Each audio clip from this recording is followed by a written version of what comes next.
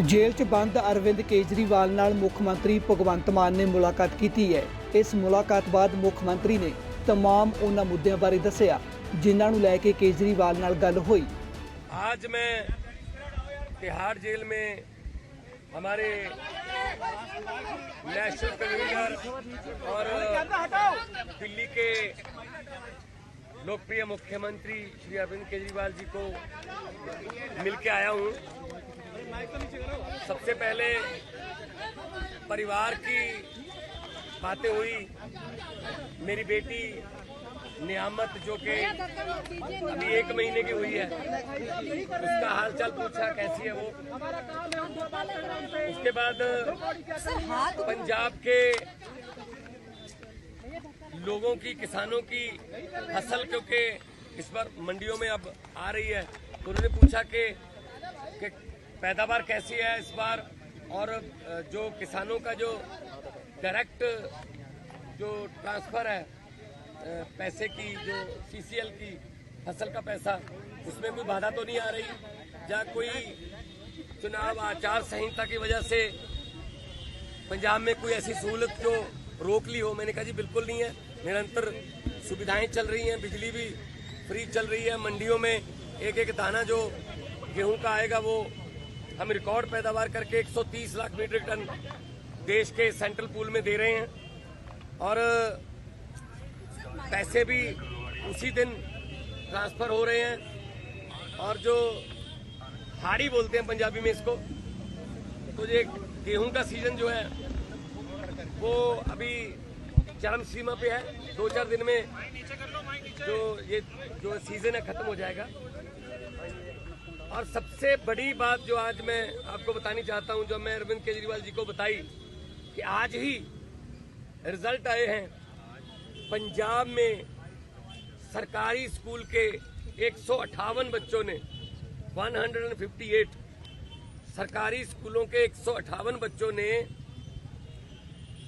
JEE का परिणाम जो मेन होता है वो पास कर लिया। ये पहली बार हुआ है। इस पर अरविंद केजरीवाल जी बहुत खुश हुए और उन्होंने कहा यही शिक्षा क्रांति हमारे सपनों में थी। उन्होंने कहा कि मेरी तरफ से सभी सरकारी अध्यापकों को और जो 158 बच्चे जिन्होंने जेईई क्लियर किया, उनके माता पिता को, उनके पेरेंट्स को मेरी तरफ से बधाई देना।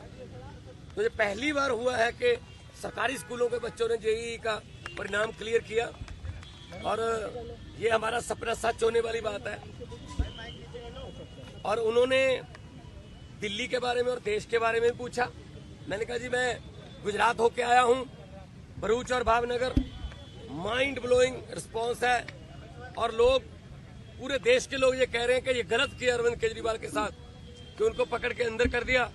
शायद ये सोचते होंगे एक बंदे को अंदर करके हम पार्टी की आवाज बंद कर देंगे, लेकिन आपकी आवाज सर वो व्यक्तिगत तौर पे तो आपको अंदर कर सकते हैं, लेकिन आपकी सोच को अंदर नहीं कर सकते। तो हम असम में भी गया, उन्होंने मुझे कहा कि दिल्ली भी आना, और दिल्ली के जो प्रचारक हैं उनको पंजाब में भी लेके जाना है। और कहीं भी इंडिया गठबंधन का कोई, हमारा पार्टी का कोई नेता, अगर वो असम हो, चाहे वो गुजरात हो, चाहे वो महाराष्ट्र हो, चाहे वो यूपी हो, बिहार हो, कहीं भी वो बुलाएं, हमने जाना है। ये चुनाव जो है ये जीतने हारने वाला चुनाव नहीं है, ये संविधान को बचाने वाला और लोकतंत्र को बचाने वाला चुनाव है। कोई बात हुई है चुनाव को लेकर? सेहत उनकी ठीक है, वो कह रहे हैं कि मुझे इंसुलिन मिल रही है, और अब मेरा रूटीन में चेकअप भी हो रहा है, तो सेहत उनकी बिल्कुल ठीक है। एक इम्पोर्टेंट सवाल ने ये कहा है कि अगर उनकी जान को खतरा है, जेल तो आप ही के अधीन आती है, लेकिन फिर भी अगर मुझ पर शिकायत आएगी तो हम देखेंगे, क्योंकि पिछली बार आपने कहा था कि आतंकवादियों से भी बुरा सलूक अरविंद केजरीवाल के साथ किया जा रहा है। नहीं, मीटिंग तो आज भी मेरी उसी तरीके से हुई है। शीशा, दोनों तरफ जालियां और इंटरकॉम फोन, मीटिंग तो उसी तरीके से हुई है। ये इन्होंने शायद ये मन में धार रखा है कि हम सीधा नहीं मिलने देंगे।